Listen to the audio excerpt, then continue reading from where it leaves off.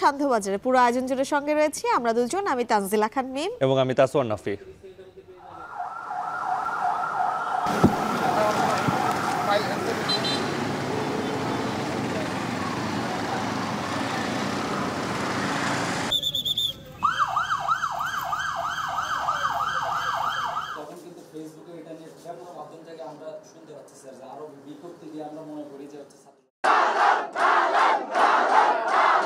আসছিলাম যে আমাদের স্যারদের কিংবা সিন্ডিকেট মেম্বারদেরকে এটা বলবো যে আপনারা হল ভ্যাকেন্ট করবেন না। যে কোনো বাধা আসবে আমরা সবাই একসাথে বাধা প্রতিহত করব, আমরা কখনোই হল ত্যাগ করব না।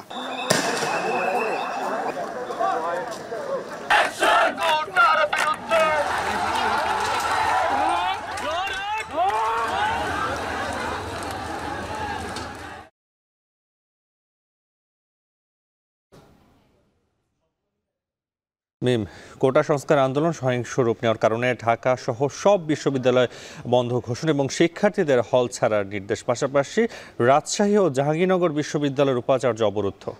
আন্দোলনরত শিক্ষার্থীদের সঙ্গে কোথাও কোথাও পুলিশের বিক্ষিপ্ত সংঘর্ষ হয়েছে এবং রেল ও সড়কপথ কিন্তু অবরোধ করা হয়েছে। 7:30টায় জাতির উদ্দেশ্যে ভাষণ দেবেন প্রধানমন্ত্রী শেখ হাসিনা।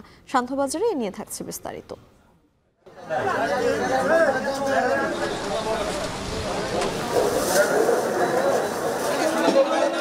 মূল্যস্ফীতিকে কিন্তু আসলে শুধুমাত্র সুদের হার কমিয়ে দিয়ে এটাকে ফাইট করা খুব কঠিন হবে। একদিকে হচ্ছে আপনি সুদ হার বাড়াচ্ছেন, আর অপরদিকে টাকা ছাপিয়ে বাজারে ইনজেক্ট করেন, তাহলে কিন্তু আপনার মুদ্রাস্ফীতি কমানোর যে লক্ষ্য থাকে বাংলাদেশ ব্যাংকের, সেটা হয়তো কখনোই অর্জিত হবে না। সরকার এবং বাংলাদেশ ব্যাংক যৌথ বা কোলাবোরেশনের মাধ্যমে এটা বাস্তবায়নের জন্য উদ্যোগ নেবে, যাতে মুদ্রাস্ফীতিটা নিয়ন্ত্রণে আসে। উচ্চ মূল্যস্ফীতি কমানোর নতুন চ্যালেঞ্জ নিয়ে আসছে নতুন মুদ্রানীতি। সুদ হার না বাড়ানো এবং টাকা ছাপানো বন্ধের পরামর্শ দিচ্ছেন বিশেষজ্ঞরা। এ নিয়েও থাকছে প্রতিবেদন। তবে শুরুতে কোটা সংস্কার আন্দোলন এবং বিভিন্ন পাবলিক বিশ্ববিদ্যালয়ের সবশেষ পরিস্থিতি। কোটা সংস্কার আন্দোলন সহিংস রূপ নেয় পরিস্থিতির সামাল দিতে ঢাকা বিশ্ববিদ্যালয় সহ দেশের বিভিন্ন পাবলিক বিশ্ববিদ্যালয় বন্ধ ঘোষণা করা হয়েছে। উদ্ভূত পরিস্থিতিতে ঢাকা সহ বিভিন্ন বিশ্ববিদ্যালয়ে সিন্ডিকেটের জরুরি সভায় বিশ্ববিদ্যালয় বন্ধের সিদ্ধান্ত জানানোর পর শিক্ষার্থীদের হল ছাড়ার নির্দেশ দেওয়া হয়। কড়া নিরাপত্তার চাদরে সব ক্যাম্পাস, তবে বিশ্ববিদ্যালয়ের হল বন্ধ না হওয়া সহ ক্যাম্পাস থেকে আইন শৃঙ্খলা বাহিনী সরিয়ে নেওয়ার দাবি জানিয়েছে বৈষম্য বিরোধী ছাত্র আন্দোলন। বিস্তারিত প্রতিবেদনে। কোটা সংস্কার আন্দোলন ঘিরে মঙ্গলবার সংঘর্ষের পর ঢাকা বিশ্ববিদ্যালয়ের পরিস্থিতি নিয়ন্ত্রণে বুধবার সকালে অনুষ্ঠিত হয় সিন্ডিকেটের জরুরি সভা। অনির্দিষ্টকালের জন্য বন্ধ ঘোষণা করা হয় বিশ্ববিদ্যালয়। সন্ধ্যা 6টার মধ্যে হল ছাড়ার নির্দেশ দেওয়া হয় শিক্ষার্থীদের। এছাড়া ক্যাম্পাসে পুলিশের পাশাপাশি টহল দিতে দেখা যায় বিজিবিকে। এর আগে সকালে ঢাকা বিশ্ববিদ্যালয়ের উপাচার্যের বাসভবনের সামনে জড়ো হতে থাকে কোটা সংস্কার আন্দোলনের শিক্ষার্থীরা। এরপর রাজু ভাস্কর্যের দিকে এগোতে থাকলে শিক্ষার্থীরা পুলিশের বাধার মুখে পড়ে। এ সময় শিক্ষার্থীরা হল না ছাড়ার ঘোষণা দেয়। বিকেল 4টার পর ভিসি চত্বরে সহস্রাধিক শিক্ষার্থীর অংশগ্রহণে 6টি প্রতীকী কফিন নিয়ে গায়েবানা জানাজা অনুষ্ঠিত হয়। জানাজা শেষে শিক্ষার্থীরা টিএসসি অভিমুখে মিছিল নিয়ে গেলে পুলিশের সঙ্গে সংঘর্ষ বাধে। পরে শিক্ষার্থীরা ছত্রভঙ্গ হয়ে যায়। ক্যাম্পাস থেকে সকল পুলিশ সহ আইন শৃঙ্খলা বাহিনীকে অপসারণ করতে হবে। আমাদের ক্যাম্পাসে আমরা কোনো পুলিশের কোনো সন্ত্রাসীদের উপস্থিতি চাই না। যে আপনারা হল ভ্যাকেন্ট করবেন না, আমাদেরকে প্রথমে রাজু ভাস্কর্য সেখানে পুলিশ দিয়ে বাধা দেওয়া হয়। যখন আমরা বাধা পেরিয়ে আসছিলাম তখন আমাদের উদ্দেশ্যে গ্রেনেড ছোড়া হয়। এই সাহস পুলিশ কোথায় পেল? এদিকে শাহবাগে প্রতিবাদ সভা করে স্বেচ্ছাসেবক লীগ ও মুক্তিযুদ্ধ মঞ্চের নেতাকর্মীরা। পরে সংঘর্ষে নিহত এক ছাত্রের গায়েবানা জানাজায় অংশ নেয় তারা। এ সময় নৈরাজ্য সৃষ্টির যে কোনো অপচেষ্টা প্রতিহত করার হুঁশিয়ারি উচ্চারণ করেন ছাত্রলীগ সভাপতি। আমাদের ছাত্রলীগের ভাই বোনদের যে রক্ত ঝরেছে, বিভিন্ন শিক্ষা প্রতিষ্ঠানে আমাদের নারী শিক্ষার্থীদের উপর যে অমানবিক আচরণ করা হয়েছে, ছাত্রলীগের নেতাকর্মীদের উপর যেভাবে তাণ্ডব পরিচালনা করা হয়েছে, প্রত্যেক ফোঁটা রক্তের জবাব বাংলাদেশ ছাত্রলীগের কাছে দিতেই হবে।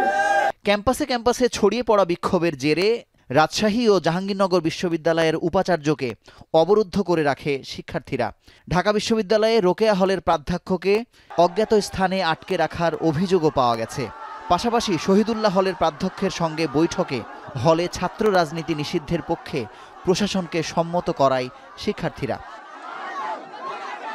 এদিকে ঢাকা বিশ্ববিদ্যালয়ের অপরাজয় বাংলার পাদদেশে নিপীড়ন বিরোধী শিক্ষক সমাবেশে আন্দোলনকারী শিক্ষার্থীদের প্রতি সংহতি জানিয়েছে বিভিন্ন বিশ্ববিদ্যালয়ের শিক্ষকরা। উপাচার্যের সঙ্গে বৈঠক করে নিহতের ঘটনায় জড়িতদের দৃষ্টান্তমূলক শাস্তির পাশাপাশি আহতদের জন্য ক্ষতিপূরণের দাবি করেন তারা। যারা এলিট তাদের জন্য শিক্ষার এবং চাকুরির ব্যবস্থা রাখবেন, তখন স্বভাবতই যারা নিচু অবস্থায় আছে, যারা এই শ্রেণীভেদের শিকার হয়েছে, বৈষম্যের শিকার হয়েছে, তারা প্রত্যাঘাত করবে। আপনারা যারা তাদের ভাষা বোঝেন না, আপনারা যারা তাদের পালস বোঝেন না, আপনারা তো তাদের কষ্ট বোঝেনই না। রাজধানীর বাইরে জাহাঙ্গীরনগর, রাজশাহী, চট্টগ্রাম বিশ্ববিদ্যালয়, বাংলাদেশ কৃষি বিশ্ববিদ্যালয় সহ বিভিন্ন পাবলিক বিশ্ববিদ্যালয়েও অনির্দিষ্টকালের জন্য বন্ধ ঘোষণা করা হয়েছে। হল ছাড়ার নির্দেশ দেওয়া হয়েছে শিক্ষার্থীদের। তবে স্বল্প সংখ্যক শিক্ষার্থীরা হল ছাড়লেও অধিকাংশই রয়ে গেছে আবাসিক হলেই। মুজাহিদ শুভ, এখন, ঢাকা। কোটা সংস্কার আন্দোলনে নিহত ঢাকা কলেজ ছাত্রলীগের সাবেক সদস্য সবুজ আলীর জানাজা রাজধানীর বঙ্গবন্ধু এভিনিউয়ে আওয়ামী লীগের কেন্দ্রীয় কার্যালয়ে প্রাঙ্গণে অনুষ্ঠিত হয়েছে। বিকেলে অনুষ্ঠিত হয়ে জানাজায় অংশ নেন আওয়ামী লীগের সাধারণ সম্পাদক ওবায়দুল কাদের সহ কেন্দ্রীয় আওয়ামী লীগ এবং বিভিন্ন সহযোগী সংগঠনের নেতাকর্মীরা। জানাজা শেষে সবুজের মরদেহ প্রধানমন্ত্রী শেখ হাসিনার পক্ষ থেকে ফুলের শ্রদ্ধা নিবেদন করা হয়। শ্রদ্ধা জানানো হয় কেন্দ্রীয় ও মহানগর আওয়ামী লীগ, স্বাধীনতা চিকিৎসক পরিষদ সহ বিভিন্ন সংগঠনের পক্ষ থেকেও।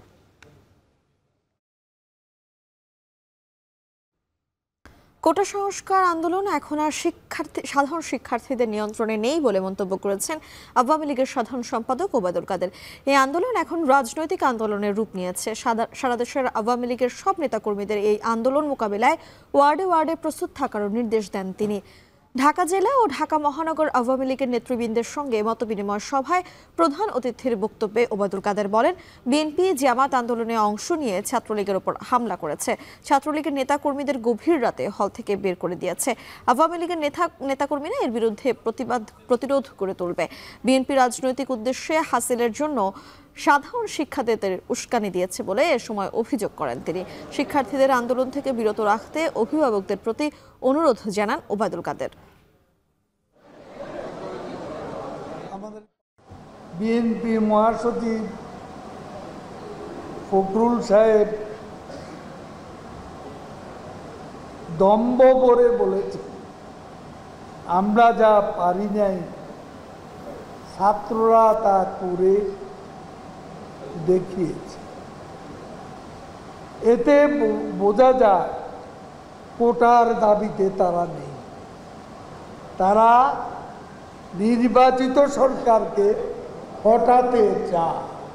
এই মুহূর্ত থেকে আমরা মাঠে থাকব, লড়াইয়ের মাঠে থাকব। আমরা লড়াই করব, প্রতিরোধ করব এবং ইনশাআল্লাহ পরাজিত করব।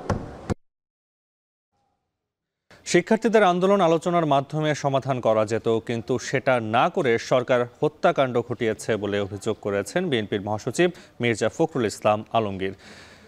দুপুরে জাতীয় মসজিদ বাইতুল মোকাররমে গায়বানা জানাজা শেষে সাংবাদিকদের তিনি কথা বলেন। আন্দোলনরত শিক্ষার্থীদের ওপর হামলার ঘটনায় নিন্দা জানান তিনি। বলেন, আন্দোলন দমানোর জন্য বিশ্ববিদ্যালয় বন্ধ করা কোনো সমাধান নয়। জানাজা শেষে বাইতুল মোকাররমের উত্তর গেটে পুলিশের সাথে সংঘর্ষে জড়ায় বিএনপি কর্মীরা। এ সময় তাদের ছত্রভঙ্গ করতে টিয়ারশেল ও সাউন্ড গ্রেনেড নিক্ষেপ করে পুলিশ। পরে বিএনপির বেশ কিছু কর্মী সমর্থককে আটক করে পুলিশ।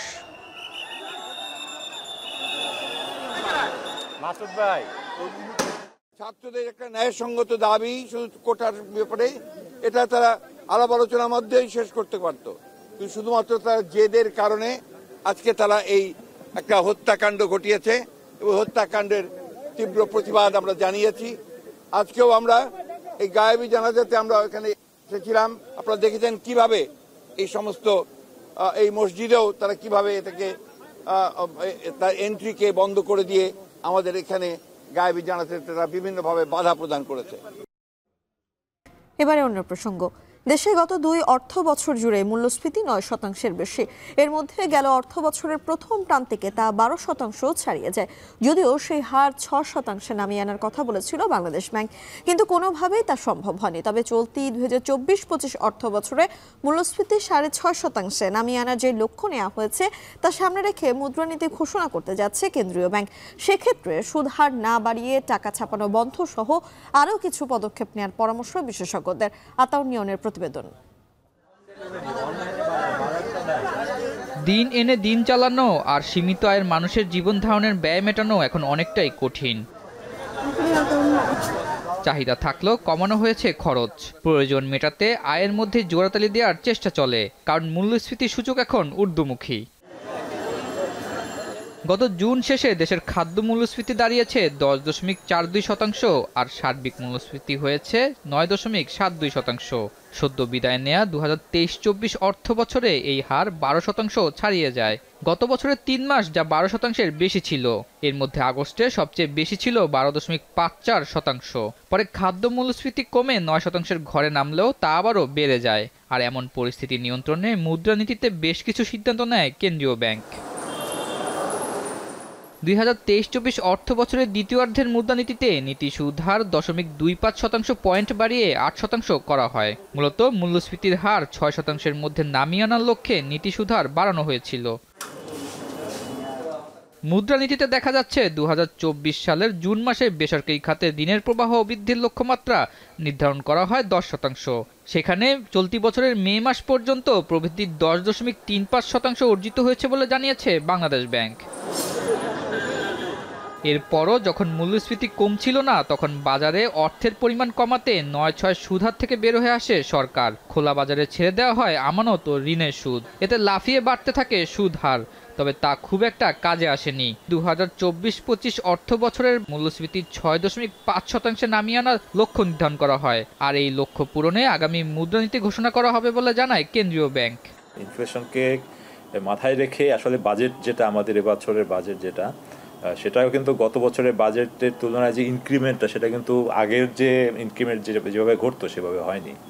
সো আমার মনে হয় যে সরকার এবং বাংলাদেশ ব্যাংক এটা মানে সচেতনভাবেই এবং যৌথ বা কোলাবোরেশনের মাধ্যমে এটা বাস্তবায়নের জন্য উদ্যোগ নেবে, যাতে মুদ্রাস্ফীতিটা নিয়ন্ত্রণে আসে। 2023-24 অর্থ বছরের প্রথম প্রান্তিকে মূল্যস্ফীতি যখন 12% ছাড়ায়, তখন অনেকটা নড়ে চড়ে ওঠে কেন্দ্রীয় ব্যাংক। এতে দ্বিতীয়ার্ধের মুদ্রানীতিতে নীতি সুদ হার বাড়ানো সহ বেশ কিছু পদক্ষেপ নেয় তা নিয়ন্ত্রণে। এরপরও এখন পর্যন্ত খুব একটা সুফল দেখা যায়নি। এর কারণ হিসেবে বিশ্লেষকরা বলছেন, রাজস্ব নীতির সাথে মুদ্রানীতির সামঞ্জস্য না থাকায় খুব বড় ধরনের পরিবর্তন আসেনি। তাই আগামী 2024-25 অর্থ বছরে মূল্যস্ফীতি 6.5% নামিয়ে আনতে বড় চ্যালেঞ্জ নিতে হবে নতুন মুদ্রানীতিকে। এদিকে দফায় দফায় নীতি সুদ হার বাড়ানোর ফলে গত অর্থ বছরের মধ্যেই ঋণের সুদ হার 9 থেকে বেড়ে প্রায় 12% ঠেকে। আর এরই মধ্যে সরকারি ট্রেজারি বিলের সুদ হার উঠেছে 11.80%। যদিও সুদ হার বৃদ্ধির প্রভাব এখনো মূল্যস্ফীতি নিয়ন্ত্রণে দৃশ্যমান হয়নি। তাই মূল্যস্ফীতি নিয়ন্ত্রণে সুদ হার আরও বাড়ানোর পরামর্শ দিয়েছেন বিশেষজ্ঞরা। একই কথা বলছে আন্তর্জাতিক মুদ্রা তহবিলও। তবে শুধু সুদ হার বাড়ানোই মূল্যস্ফীতি নিয়ন্ত্রণের জন্য যথেষ্ট নয় বলে মনে করেন এই ব্যাংকার। মূল্যস্ফীতিকে কিন্তু আসলে শুধুমাত্র সুদের হার কমিয়ে দিয়ে এটাকে ফাইট করা খুব কঠিন হবে। ইনফ্লেশন কন্ট্রোল করে সেন্ট্রাল ব্যাংকের যে ফাংশনটা আছে সেটার সাথে সমন্বয় থাকতে হয় ফিসক্যাল পলিসিরও। সেন্ট্রাল ব্যাংক মনিটারি পলিসির জন্য দায়িত্বপ্রাপ্ত সংস্থা, নিয়ন্ত্রক সংস্থা, আবার ফিসক্যাল পলিসি দেখে আবার রাজস্ব বিভাগ। সুতরাং এই রাজস্ব বিভাগের যে বিষয়টি, তাদের সাথে সমন্বয় সাধনের সেই কাজটি কিন্তু আমরা ঠিকভাবে করি না। অপরদিকে মূল্যস্ফীতি কমাতে সুদ হার বাড়িয়ে আবার টাকা ছাপানোর প্রবণতা বন্ধ করতে হবে বলে জানান এই অর্থনীতিবিদ।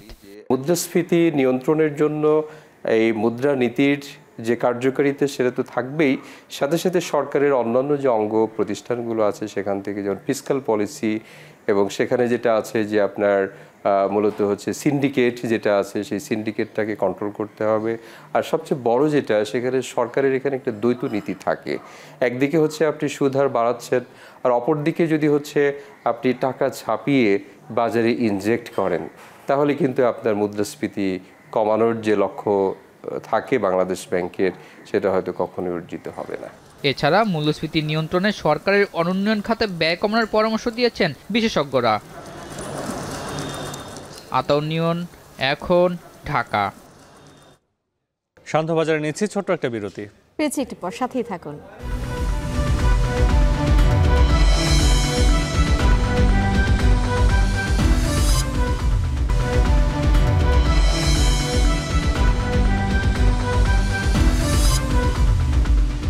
ফিরে এলাম বিরতির পর।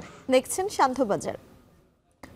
লাগামহীন সব ধরনের পণ্যের বাজার। ব্যবসায়ীরা বলছেন গেল কয়েকদিন ধরে কোটা সংস্কার আন্দোলনে বিভিন্ন মহাসড়কে যান চলাচল সীমিত থাকায় সরবরাহ একেবারেই কমে গেছে, যার প্রভাব পড়েছে রাজধানীর বাজারগুলোতে। যদিও কৃষি বিপণন অধিদপ্তরের তথ্য মতে এসব সবজির উৎপাদন খরচ কেজি প্রতি ৮ থেকে ১৯ টাকার মধ্যে। অন্যদিকে কিছুটা কম রয়েছে ব্রয়লার সহ সব মুরগির দাম। বিস্তারিত দেলোয়ার দোলনের প্রতিবেদনে। টুকরি মাথায় ঘুরছে জুম্মন মিয়া। 2 দশক ধরে কাউরান বাজারে আসা ক্রেতাদের মালামাল পরিবহন করেন। দীর্ঘ সময় ঘোরাঘুরি করেও মেলেনি কাজের সুযোগ।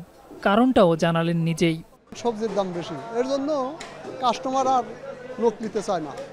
যে 1000 টাকার সবজি তারা হাত দিয়ে তুলে নিয়ে চলে যায়। বাজার ঘুরে দেখা যায় অনেকটা লাগামহীন হয়ে পড়েছে সবজির বাজার। 4-5 দিনে দাম বেড়ে দ্বিগুণ হয়েছে কোনো কোনো সবজির দর। হাতে গোনা 3-4টা ছাড়া বাকি সবজিগুলোর দাম বেড়েছে। পেঁপে বিক্রি হচ্ছে 50 টাকা কেজিতে। 60 টাকা নিচে কোনো সবজি নাই। উপরে করলা হলে 100 টাকা কেজি, যে করলা আগে ছিল 40 টাকা। প্রত্যেকটা জিনিসের দাম প্রত্যেকদিন ডাবল দাম বাড়তেছে। বাজেটে তো হয় না, না হলে কি করার আছে, করা তো লাগবে, খাওয়া তো লাগবে। যেখানে 1 কেজি খাওয়ার কথা সেখানে আধা কেজি খায় বা কম খায়। ব্যবসায়ীদের যুক্তি, সাম্প্রতিক টানা বৃষ্টিতে খেতে পানি জমে যায়, তাতে অনেক সবজি গাছ মরে গেছে। তবে কোটা সংস্কার আন্দোলনে বিভিন্ন সড়ক অবরোধ থাকায় সরবরাহ একেবারেই কমে গেছে রাজধানীর বাজারগুলোতে, যে কারণে দামেও প্রভাব ফেলেছে। প্রত্যেকটা মাল কেজিতে একদিনে 30 টাকা 40 টাকা পর্যন্ত বাইরে যায়। পেঁপে 50, কচু 80, পটল 40, বটবটি 80, দন্দুল 50। বৃষ্টির কারণে কিছু কিছু জেলায় ডিস্ট্রিক্টে মনে করেন অনেক কাঁচামাল সবজি নষ্ট হয়ে গেছে। এই কারণে ঢাকা আমদানি হয়েছে কম, দাম একটু বেশি। বাজারে বেড়েছে সব ধরনের মাছের দাম। চাষের মাছের দর কিছুটা কম হলেও বড় আকৃতির সোনালী আঁশের ইলিশের স্বাদ নিতে গুনতে হবে কেজিতে 2000 টাকা। নদীর মাছ যেগুলা এগুলা একটু দাম বেশি। বর্তমানে নদীর মাছ খুবই কম পাইতেছে। ইলিশ মাছ গত 3-4 দিন আগের থেকে আজকে মাছের রেটটা অনেকটা কম। 1 কেজিটা 1800 থেকে 1900 টাকা। গরমের মধ্যে বাজারে এসে অনেক বেশি দাম দিয়ে কিনতে হয়, সাধারণ মানুষের খুবই কষ্ট হয়। এই বিষয়ে অনেক তদারকি করা দরকার, বাজার মনিটরিং করা দরকার। দাম অপরিবর্তিত রয়েছে গরু ও খাসির মাংসের, কিছুটা কমেছে মুরগির বাজার। সোনালী মুরগি গেছে সপ্তাহে বেচছি আমরা 290 টাকা 300 টাকা, আর এই সপ্তাহে সোনালী বেচতেছি আমরা 260-70 টাকা। ব্রয়লার মুরগি আপনার গেছে সপ্তাহে বেচছি মনে করেন 180-190 টাকা, আর আজকে বেচতেছি 170 টাকা 165 টাকা। নিয়মিত বাজারে আসা ক্রেতাদের অভিযোগ, পণ্যের দাম ওঠানামা করলেও নেই তদারকি। অন্যদিকে কৃষি বিপণন অধিদপ্তরের তথ্য মতে সবজি উৎপাদন খরচ কেজি প্রতি 8 থেকে 19 টাকার মধ্যে। দেলোয়ার দোলন, এখন, ঢাকা। শান্তবাজার নিচ্ছে আরেকটু বিরতি, ফিরছি একটু পরেই।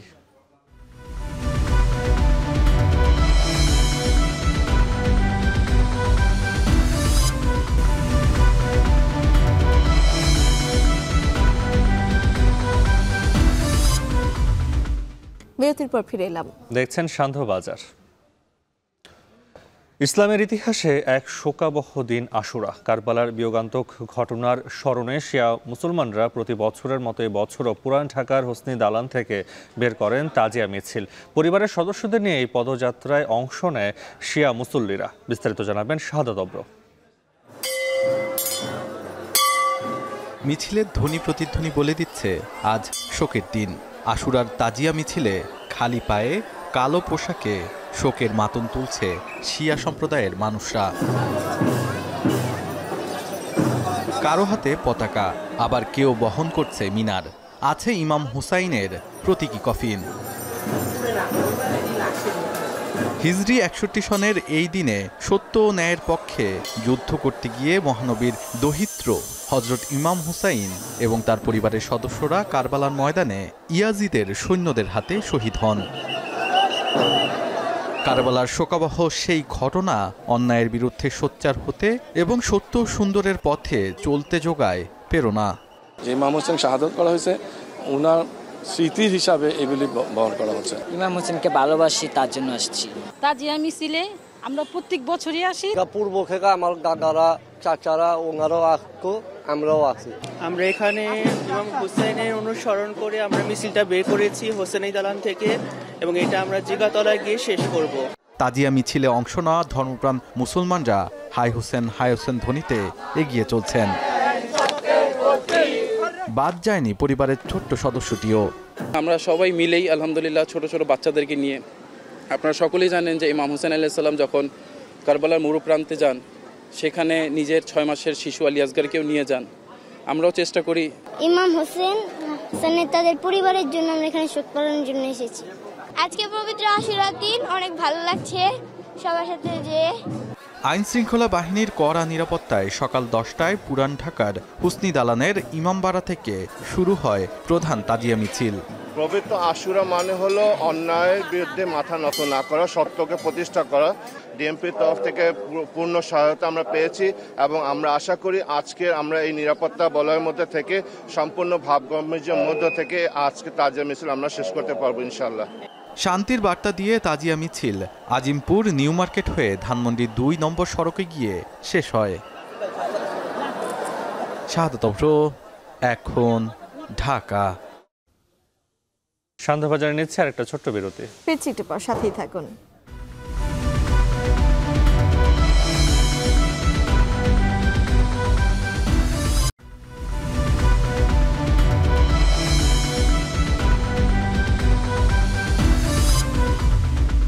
ফিরে এলাম বিরতির পর। দেখছেন শান্তবাজার। বগুড়ার বাজারে বেড়েছে ধানের দাম। জাত ভেদে প্রতিমণ ধান বিক্রি হচ্ছে 1300 থেকে 1450 টাকায়।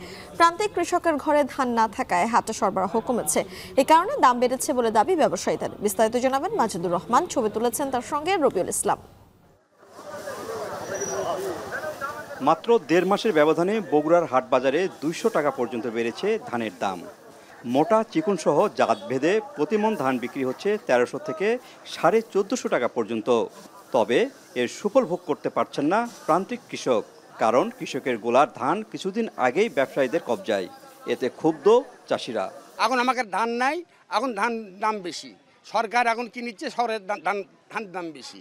যখন ধান বেশি ছিল তখন ধানের দাম কম, তখন ধানের দাম ছিল 1000, 1100, 1200, এখন ধানের দাম 1300, 1400। 1050 টাকা বিক্রি হচ্ছে এখন, তারপরে 1100 লাগলে এখন ধানই তো আর না, এখন 1300 টাকা মন লাগছে ধান। ব্যবসায়ীরা বলছেন সরবরাহ কমে যাওয়ায় ধানের দাম বেড়েছে, এ কারণে এর প্রভাব পড়েছে চালের বাজারেও। 40 কেজি ধানের দাম হচ্ছে 1320 টাকা থেকে 30 টাকা।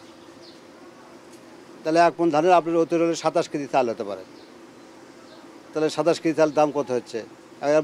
মানে ক্যারিং লেবার আছে, ক্যারিং কস্ট আছে, মিলেট নিয়ে যাওয়া আছে। মোটা ধান আজকে বিক্রি হচ্ছে 1320-30 টাকা দাম, আর চিকুনটা হচ্ছে এটা, এই ধানটা হচ্ছে 1450, 30, 40। এটা হচ্ছে মিনিগেট। ধানের দাম বাড়লো, আমদানি কম, বাজারে কৃষকের ঘরে ধান কম আছে। বগুড়ায় এবার 1,87,300 হেক্টর জমির ধান থেকে 7,74,000 টন চাল উৎপাদন হয়েছে। মাজিদুর রহমান, এখন বগুড়া। প্রতিষ্ঠার প্রায় 2 দশকেও শিল্প সহায়ক পরিবেশ তৈরি হয়নি নোয়াখালী বিসিক শিল্পনগরীতে। গ্যাস, পানি, বিদ্যুৎ সংকট, চুরি, ছিনতাই ও নিরাপত্তাহীনতায় বরাদ্দকৃত প্লটগুলো বছরের পর বছর খালি পড়ে আছে। হাতে গোনা যে কয়টি শিল্প প্রতিষ্ঠান সচল নানা সমস্যায়, সেগুলো অনেকটা বন্ধের পথে। শিল্পোদ্যোক্তা আর স্থানীয়দের কাছে নতুন আতঙ্ক শিল্পনগরীর ভেতর অবৈধভাবে গড়ে ওঠা ব্যাটারি গলিয়ে সীসা তৈরির কারখানা। তবে বিসিক কর্তৃপক্ষ যেন কিছুই দেখছেন না। নাসিম শুভর প্রতিবেদনে বিস্তারিত। 2006 সালে নোয়াখালী সদরের সোনাপুরে 15 একর জমিতে গড়ে ওঠে বিসিক শিল্পনগরী। পরিকল্পিত শিল্পায়নে বেকারত্ব দূরীকরণের লক্ষ্যে 108টি প্লট নিয়ে শুরু হয় শিল্পনগরীর কার্যক্রম। যেখানে গড়ে ওঠে ফার্মাসিউটিক্যাল, বেকারি, মুদ্রণ শিল্প, মৎস্য প্রক্রিয়াজাতকরণ সহ ছোট বড় প্রায় 40টি শিল্প প্রতিষ্ঠান। কর্মসংস্থান হয় কয়েক হাজার মানুষের। তবে দুর্বল ড্রেনেজ ব্যবস্থা, সড়কের বেহাল দশা, গ্যাস, পানি, বিদ্যুৎ সংকট সহ নানা সমস্যায় বন্ধ হয়ে যায় অনেক প্রতিষ্ঠান। সচল প্রতিষ্ঠানেও কমে উৎপাদন। এখানে গ্যাসের লাইন আছে, তো যে গ্যাসের লাইনটা আছে এটা হলো যে সকাল 8টা থেকে দুপুর 12টা পর্যন্ত কোনো গ্যাসের প্রেশার থাকে না, মানে এদিকে টোটালি গ্যাস আসে না। পানির লাইন আছে কিন্তু মাঝে মাঝে যে পানির যে পানির ডিস্টার্বের কারণে আমাকে প্রোডাকশনের খুব সমস্যা হয়। দ্বিতীয়ত আমাকে টোটালি গ্যাস লাইন নাই। টোটালি প্লাস্টিকের পণ্য তৈরি হয়, আমাদের ডাইস আছে 115-20টা। আমরা কিছু তো বিদ্যুতের জন্য পণ্যটা তৈরি করতে পারতেছি না। আমাদের বিসিকের ভিতরে জাতির উদ্দেশ্যে ভাষণ দিচ্ছেন প্রধানমন্ত্রী শেখ হাসিনা। সরাসরি আমরা যুক্ত হচ্ছি সেখানে। শ্রদ্ধা জানাচ্ছি। 1975 সালের 15ই আগস্ট বাংলার মাটিতেও জাতির পিতা বঙ্গবন্ধু শেখ মুজিবুর রহমানকে সপরিবারে হত্যা করে আরেক কারবালা বাংলার মাটিতে সৃষ্টি হয়েছিল। যারা শাহাদাত বরণ করেছেন আমি তাদের প্রতি শ্রদ্ধা জানাচ্ছি। 1971 সালে মহান মুক্তিযুদ্ধের 23 লাখ শহীদ এবং 2 লাখ নির্যাতিতা মা বোনের প্রতি শ্রদ্ধা জানাই। প্রিয় দেশবাসী, আজকে অত্যন্ত বেদনা ভারাক্রান্ত মন নিয়ে আপনাদের সামনে উপস্থিত হয়েছি। লাখো শহীদের রক্তের বিনিময়ে অর্জিত স্বাধীন বাংলাদেশের জনগণের আর্থসামাজিক উন্নয়নের জন্য নিরলসভাবে পরিশ্রম করে যাচ্ছি। বিগত 15 বছরের মধ্যে বাংলাদেশের মানুষের ভাগ্যের পরিবর্তন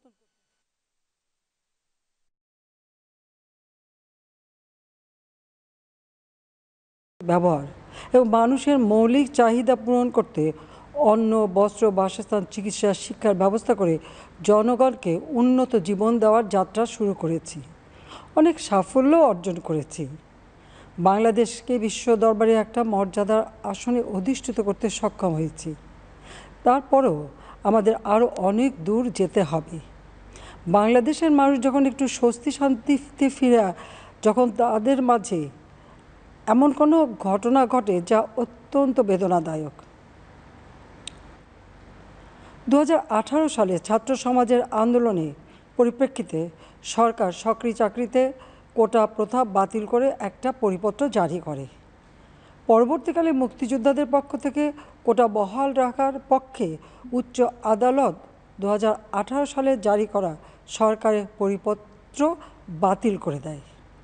সরকারের পক্ষ থেকে পরিপত্র বহাল রাখার জন্য সর্বোচ্চ আদালতে আপিল করা হয় এবং মহামান্য আদালত শুনানির দিন ধার্য করে। এ সময় ছাত্ররা কোটা সংস্কারের দাবি নিয়ে আবারও আন্দোলন শুরু করে। এই আন্দোলনের শুরু থেকেই সরকার যথেষ্ট ধৈর্য ও সহনশীলতা প্রদর্শন করেছে, বরং আন্দোলনকারীদের নিরাপত্তা নিশ্চিত করার ক্ষেত্রে পুলিশ সহযোগিতা করে। মহামান্য রাষ্ট্রপতির কাছে যখন আন্দোলনকারীরা স্মারকলিপি প্রদান করার ইচ্ছা প্রকাশ করে, সেক্ষেত্রে তাদের সুযোগ করে দেওয়া হয় এবং নিরাপত্তারও ব্যবস্থা নেওয়া হয়। অত্যন্ত পরিতাপের বিষয় হলো কিছু মহল এই আন্দোলনের সুযোগটা নিয়ে অনাকাঙ্ক্ষিত উচ্চাবিলাস চরিতার্থ করার সুযোগ নিয়ে সন্ত্রাসী কর্মকাণ্ডে লিপ্ত হয়। এর ফলে এই কোমলমতি শিক্ষার্থীদের আন্দোলনকে ঘিরে যে সকল ঘটনা ঘটেছে তা খুবই বেদনাদায়ক ও দুঃখজনক। অহেতুক কতগুলি মূল্যবান জীবন ঝরে গেল। আমার থেকে আর কে বেশি জানে? যারা মৃত্যুবরণ করেছে তাদের আত্মার মাগফিরাত কামনা করছি। পরিবারের সদস্যদের প্রতি গভীর সমবেদনা জানাচ্ছি। আমি প্রতিটি হত্যাকাণ্ডের নিন্দা জানাই। যে সকল ঘটনা ঘটেছে তা কখনোই কাম্য ছিল না। চট্টগ্রামে সন্ত্রাসীরা বহুতল ভবনের ছাদ থেকে ছাত্রদের হত্যার উদ্দেশ্যে নির্মমভাবে নিচে ছুঁড়ে ফেলে দিয়েছে। অনেক ছাত্রের হাত পায়ের রগ কেটে দেয়, তাদের উপর লাঠি পেটা ও ধারালো অস্ত্র দ্বারা আঘাত করে। একজন মৃত্যুবরণ করেছে, অনেকে মৃত্যুর সাথে পাঞ্জা লড়ছে। ঢাকা, রংপুর এবং রাজশাহী বিশ্ববিদ্যালয়ের উপাচার্যের বাসভবন ও ছাত্রছাত্রীদের আবাসিক হলে অগ্নিসংযোগ ও ভাঙচুর করা হয়। সাধারণ পথচারী, দোকানিদের আক্রমণ, এমনকি রোগীবাহী অ্যাম্বুলেন্স চলাচলে বাধা প্রদান করা হয়। মেয়েদের হলে ছাত্রীদের উপর আক্রমণ করা হয়েছে এবং লাঞ্ছিত করা হচ্ছে। আবাসিক হলে প্রবোজদের হুমকি দেওয়া হয় এবং আক্রমণ করা হয়েছে। শিক্ষকদের উপর চড়াও হয়ে তাদের গায়ে হাত তোলা হয়েছে। আমি বিশ্বাস করি যারা কোটা সংস্কার আন্দোলনে জড়িত তাদের সাথে এই সকল সন্ত্রাসীদের কোনো সম্পর্ক নেই, বরং সন্ত্রাসীরা এদের মধ্যে ঢুকে সংঘাত ও নৈরাজ্যকর পরিস্থিতির সৃষ্টি করছে। এই ধরনের ঘটনার সঙ্গে যারা জড়িত তাদের চিহ্নিত করে উপযুক্ত শাস্তির ব্যবস্থা করা হবে। যারা হত্যাকাণ্ডের শিকার হয়েছে তাদের পরিবারের জন্য জীবন জীবিকা নির্বাহের ক্ষেত্রে যে সহযোগিতা দরকার তা আমি করব। আমি দ্ব্যর্থহীনভাবে ঘোষণা করছি, যারা হত্যাকাণ্ড, লুটপাট ও সন্ত্রাসী কর্মকাণ্ড চালিয়েছে, এরা যেই হোক না কেন, তারা যেন উপযুক্ত শাস্তি পায় সে ব্যবস্থা নেওয়া হবে। আমি আরও ঘোষণা করছি, হত্যাকাণ্ড সহ যে সকল অনভিপ্রেত ঘটনা ঘটেছে সুষ্ঠু ও ন্যায় বিচারের স্বার্থে সে সকল বিষয় বিচার বিভাগীয় তদন্ত করা হবে। কাদের উস্কানিতে সংঘর্ষের সূত্রপাত হলো, কারা কোন উদ্দেশ্যে দেশকে একটি অরাজক পরিস্থিতির দিকে ঠেলে দিল তা তদন্ত করে বের করা হবে। আমি আন্দোলনরত কোমলমতি ছাত্রছাত্রীদের নিরাপত্তা নিয়ে অত্যন্ত উদ্বিগ্ন। এই সন্ত্রাসীরা যে কোনো সময় সংঘাতের পরিবেশ তৈরি করে তাদের ক্ষতি সাধন করতে পারে। তাই শিক্ষার্থীদের পিতা মাতা, অভিভাবক এবং শিক্ষকদের প্রতি আমার আবেদন, তারা যেন তাদের সন্তানদের নিরাপত্তার বিষয়ে সজাগ থাকেন। একই সাথে সকল শিক্ষা প্রতিষ্ঠানের ছাত্রছাত্রীদের নিরাপত্তার বিষয়টি বিশেষভাবে নজর রাখেন। সরকার হাইকোর্টের রায়ের বিরুদ্ধে সর্বোচ্চ আদালতে আপিল করেছে। আপিল আদালতে শুনানির দিন ধার্য করা হয়েছে। আদালত শিক্ষার্থীদের কোনো বক্তব্য থাকলে তা শোনার সুযোগ সৃষ্টি করে দিয়েছে। এই আইনি প্রক্রিয়ার মাধ্যমে সমস্যা সমাধানের সুযোগ রয়েছে। এই আইন প্রক্রিয়া সমাধানের সুযোগ থাকা সত্ত্বেও রাস্তায় আন্দোলনে নেমে দুষ্কৃতিকারীদের সংঘাতের সুযোগ করে দেবেন না। সর্বোচ্চ আদালতের রায় আসা পর্যন্ত ধৈর্য ধরে অপেক্ষা করার জন্য আমি সকলকে বিশেষভাবে অনুরোধ জানাচ্ছি। আমার বিশ্বাস আমাদের ছাত্র সমাজ উচ্চ আদালত থেকে ন্যায় বিচারই পাবে, তাদের হতাশ হতে হবে না। ইনশাল্লাহ মুক্তিযুদ্ধের চেতনায় আমাদের প্রিয় মাতৃভূমিকে সকলের সহযোগিতায় স্মার্ট বাংলাদেশ হিসেবে গড়ে তুলব। আমি আবারও এই অনাকাঙ্ক্ষিত ঘটনায় যারা নিহত হয়েছেন তাদের জন্য গভীর দুঃখ প্রকাশ করছি এবং পরিবারের সদস্যদের প্রতি আমার সমবেদনা জানাচ্ছি। খোদা হাফেজ। জয় বাংলা, জয় বঙ্গবন্ধু, বাংলাদেশ চিরজীবী হোক।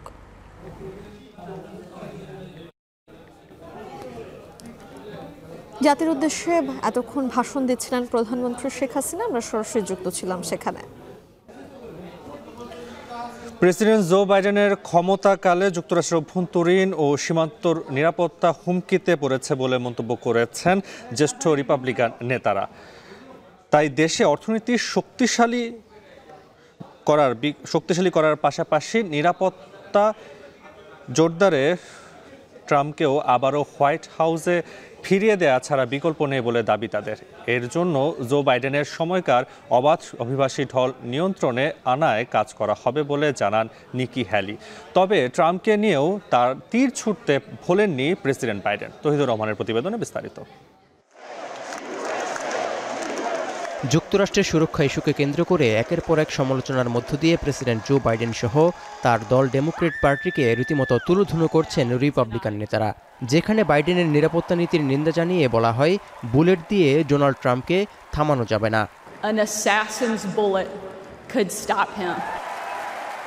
আসন্ন প্রেসিডেন্ট নির্বাচনের আগে রিপাবলিকান দলের ন্যাশনাল কনভেনশনের দ্বিতীয় রাতে এমন মন্তব্যের মধ্য দিয়ে আরও বেশি উত্তপ্ত হয়ে উঠল মার্কিন রাজনীতি। উঠে আসে দেশি বিদেশি নানান হুমকির কথাও, যা মোকাবিলায় বাইডেন প্রশাসন কোনো পদক্ষেপ নেয়নি বলে দাবি করে যুক্তরাষ্ট্রের মানুষকে সব দিক দিয়ে নিরাপত্তা রাখার প্রতিশ্রুতি দেন বক্তারা। But in all my time working to protect America, I have never seen anything like the Biden-Harris open border policy.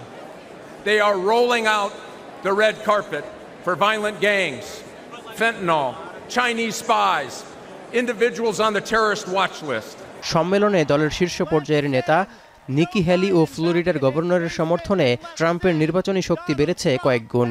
এছাড়াও ব্যবসায়ী থেকে অন্যান্য রাজনীতিবিদরা বাইডেনকে সরিয়ে ট্রাম্পকে হোয়াইট হাউসে ফেরাতে ঐক্যের ডাক দিয়েছেন।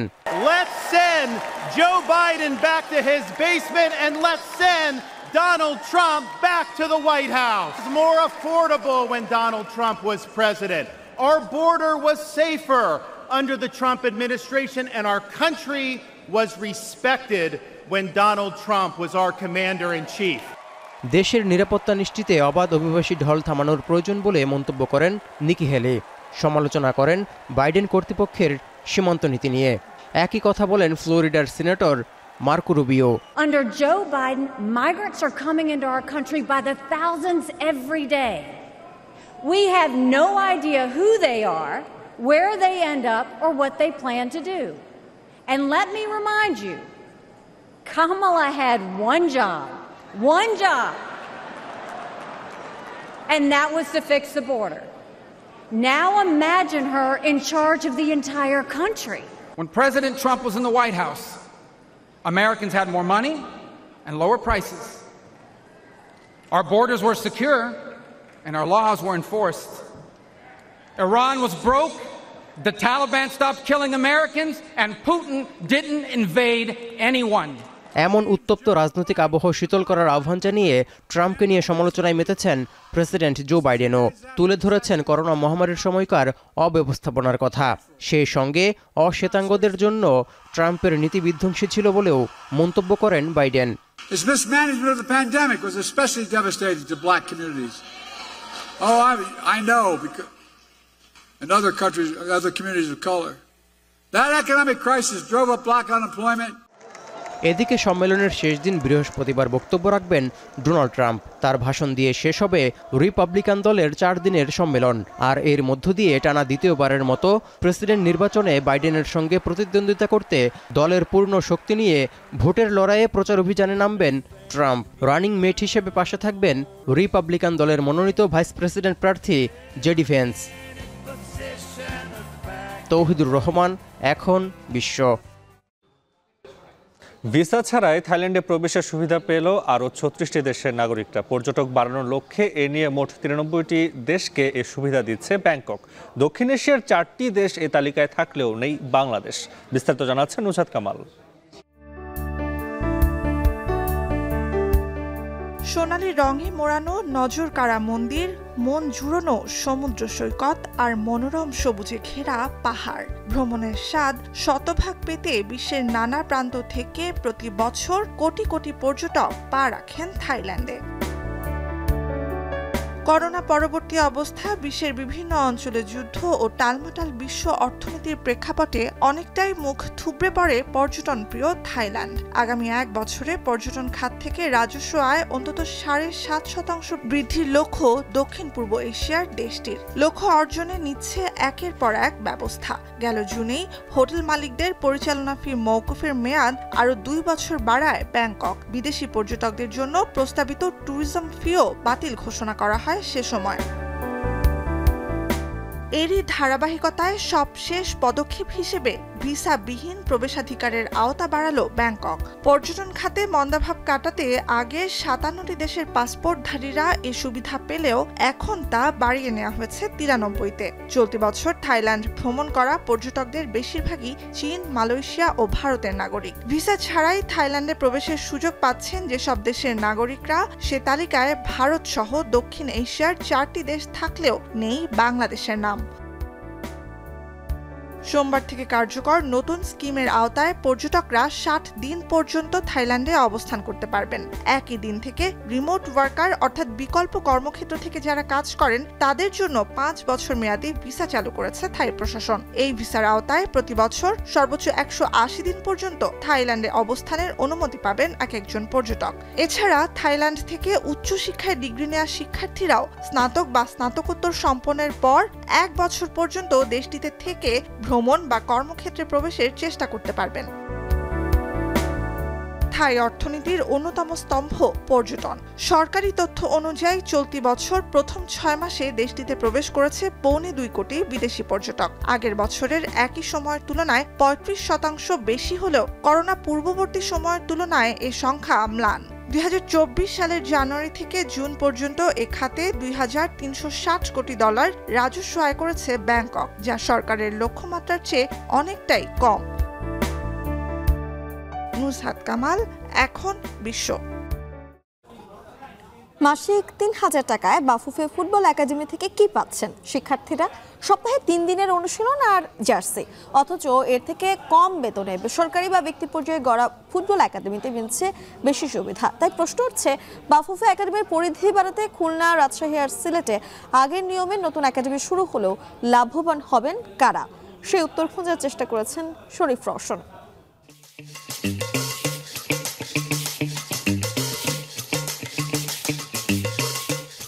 বিশ্বের সব দেশেই কম বেশি ফুটবল একাডেমি রয়েছে। সেটা না থাকলে হয়তো পেলে, ম্যারাডোনা কিংবা মেসি, রোনালদো জন্মাতই না। সাধারণ নাম থেকে অসাধারণ হয়ে এক একটা ব্র্যান্ড কিংবা প্রজন্মের আইকন হিসেবে বিশ্বব্যাপী আলো করার পেছনে যেমন রয়েছে সান্তোস, নাপোলি কিংবা বার্সা, রিয়ালের মতো ক্লাব, একইভাবে সেই ক্লাবগুলোতে পরিপূর্ণভাবে তাদের তৈরি করে দিতে অবদান রেখেছে শত শত ফুটবল একাডেমি। তবে ফুটবল পাগল লাল সবুজের দেশে একাডেমি হাতে গোনা কয়েকটি। তা থেকেও সেভাবে বের হন না ভালো মানের স্ট্রাইকার, ডিফেন্ডার বা অ্যাটাকিং মিডফিল্ডার। বেসরকারি উদ্যোগে গড়ে ওঠা 43 বছরের দীর্ঘ পুরনো আরামবাগ ফুটবল একাডেমি, যেখানে শিক্ষার্থীদের খরচ হয় খুবই সামান্য। 7 থেকে 14 বছর বয়সী শিক্ষার্থীদের সপ্তাহের 6 দিন অনুশীলনের সুযোগের পরিবর্তে মাসে গুনতে হয় মাত্র 500 টাকা। বাফুফের লাইসেন্সধারী কোচরাই শেখান এই একাডেমিতে। তাই আরামবাগ একাডেমি সাশ্রয়ী হওয়ায় সেখানেই নিজের সন্তানদের দেওয়ার ঝোঁক বেশি অভিভাবকদের। সপ্তাহে 6 দিনে আমাদের প্র্যাকটিস করতে পারছে বাচ্চারা, ব্যস্ত থাকছে। আর একদিন মাত্র বন্ধ থাকছে বৃহস্পতিবার। সেই হিসাবে খুবই ভালো, 500 টাকার মধ্যে আমরা খুব ভালো একটা পরিবেশের মধ্যে বাচ্চাকে রাখতে পারছি। আরামবাগ একাডেমিতে 500 টাকা করে বেতন এবং ওদের সার্ভিসও ভালো। আর ভর্তি ফি 2000 টাকা নেয়, এর সাথে 2টা করে কমপ্লিট দেওয়া হয়, জার্সি দেওয়া হয়। তো আমাদের জন্য এটাই আমি মনে করি যে ভালো। একেবারে উল্টো চিত্র দেশের ফুটবলের অভিভাবক সংস্থার। দেশের ফুটবলের ইতিহাসে দীর্ঘদিন পর হলেও নিজেদের উদ্যোগে বাফুফে ফুটবল একাডেমি শুরু করেছে গেল বছরের মাঝামাঝিতে। ঢাকায় 80 জন শিক্ষার্থীদের নিয়ে বাফুফে টার্ফে শুরু হয় একাডেমির। পরিধি বাড়াতে খুব বেশি সময় নেয়নি ফেডারেশন। একাডেমির নতুন সংযোজন রাজশাহী, সিলেট আর খুলনা। 10 জন বাড়িয়ে 90 জনের বেতন নির্ধারণ করা হয়েছে 3000 টাকা। আর ভর্তি ফি 2000 টাকা তো আছেই। শিক্ষার্থীদের বেতনের প্রায় অর্ধেকই খরচ হবে কোচদের সম্মানিতে। বিনিময়ে শিক্ষার্থীরা পাবেন জার্সি আর 3 দিনের অনুশীলনের সুযোগ। তাই প্রশ্ন উঠছে, আরামবাগের মতো বেসরকারি একাডেমি এত কম খরচে চালাতে পারলে বাফুফে কেন পারছে না? শিক্ষার্থীদের কাছ থেকে যে টাকাটা পাচ্ছি সে টাকা, আর যদি কোনো শর্ট থাকে সেটা আমরা এটা নিজেদের কাছ থেকে দিয়ে আমরা এটা কভার করে নিচ্ছি। প্রোগ্রামটা যেভাবে এগোচ্ছে হয়তো আগামীতে ভালো বড় কোনো স্পন্সর আমরা পাবো, তাইলে কিন্তু আমরা সারা বাংলাদেশেই এটা খুব দ্রুত আমরা ছড়িয়ে দিতে পারবো। একটা দেশের ফুটবল ভিত মজবুত করতে প্রয়োজন একাডেমি। সেই দায়িত্ব দেশের ফুটবলের অভিভাবক বাফুফে নিলেও সঠিক পরিকল্পনায় না এগোলে খুব বেশি কাজে আসবে না বলে মনে করেন সংশ্লিষ্টরা। শরীফ রওশন, এখন, ঢাকা। শেষ করছি সান্ধ্যবাজার। এখন টেলিভিশন ওয়েবসাইটে দেখতে ভিজিট করুন www.ekhon.tv। এছাড়া ফেসবুক দেখতে ভিজিট করুন facebook.com/tv.ekhon। ইউটিউবে দেখতে ভিজিট করুন youtube.com/c/ekhon tv।